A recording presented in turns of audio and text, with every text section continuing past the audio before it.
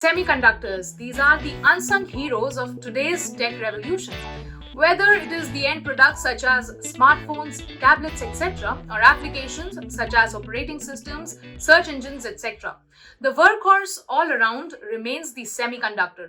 Semiconductors are the heart of civilian and military applications alike and thus form a very strategic resource. For a product that is so embedded in our day to day life, the entire semiconductors ecosystem is rather tightly controlled by a small group of companies. Only two companies manufacture the most advanced semiconductors at scale. And these two companies are Taiwan Semiconductor Manufacturing Company, also known as TSMC, and Samsung. Now, between these two companies, TSMC is considered to be the leading player. Even the software that an engineer would use to design a semiconductor is duopolistic, which is it's dominated by two companies, Synopsys and Cadence Design Systems. And as is the rest of the supply ecosystem, where applied materials are dominated by Lam Research, KLA, and Tokyo Electron. And the equipment particularly is dominated by ASML.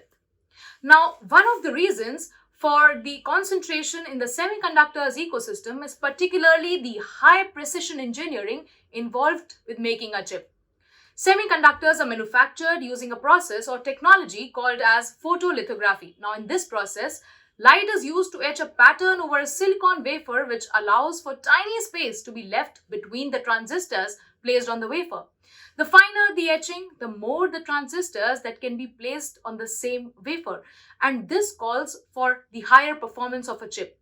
Today, chip manufacturers globally are making etchings that are just 7 nanometers apart, and they're even approaching 5 nanometer.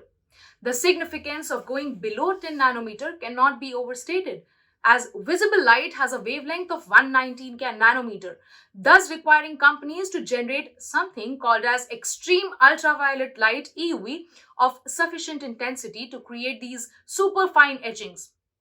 Every instrument along this entire process chain, be it the lasers that are used or be it, say, the mirrors that are being used, is at such a bleeding edge of technology that the process and the IP is owned as well as protected by a handful of corporations globally.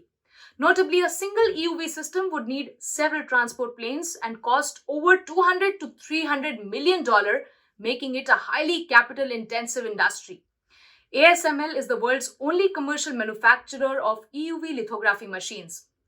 The tech is so advanced that it does not lend itself to be readily reverse engineered either, as evidenced by China trying to unsuccessfully replicate TSMC's products for, say, 20 years or over 20 years now, despite investing tens of billions of US dollars in the endeavor. Even foundries that purchase this particular equipment need a lot of expertise and experience to use it to manufacture chips of such a high quality. AMD's foundry, which was divested to a Middle Eastern sovereign wealth fund, has not managed to best TSMC in its precision expertise, clearly indicating that this requires a great technological pedigree.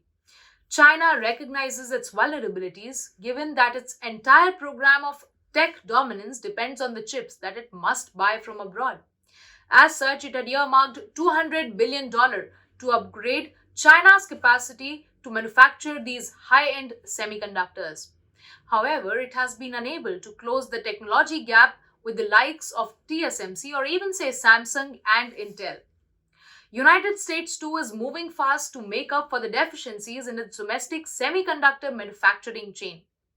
Now, while one is unaware of behind the scenes negotiations, TSMC was convinced to announce a $12 billion investment to set up a 5 nanometer foundry in Arizona in the month of May this year. United States accounts for 60% of TSMC's revenue. The potential of using semiconductors as bargaining chips is further evidenced by another rule that the United States government introduced in the month of May 2020.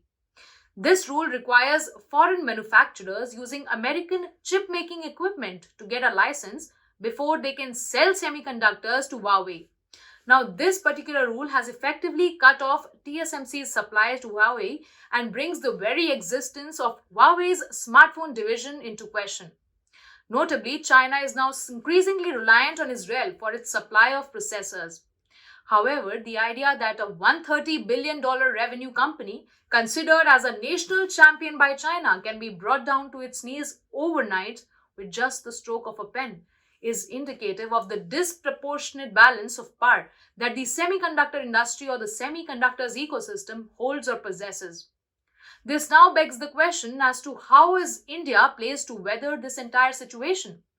Glad that the Indian government has taken some steps in this particular direction and has even as recently as say last week invited expression of interest from companies to set up semiconductor fabrication units within our country, India. Convincing TSMC to locate some high-end facilities in India with whatever SOPs are needed will be a key step towards creating a strategic asset in the country. Another step towards this would be the Indian government or say Indian businesses taking a stake in some key players along the semiconductors value chain.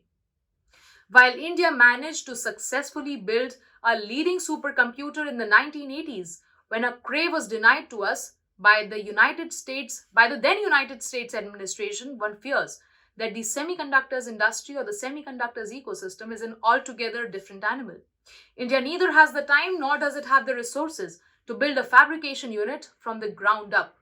But locating a fab unit or fabrication unit here in partnership with an established player, in addition to a strategic stakes in the value chain, companies can help create a local ecosystem towards some level of self-reliance in this particular domain.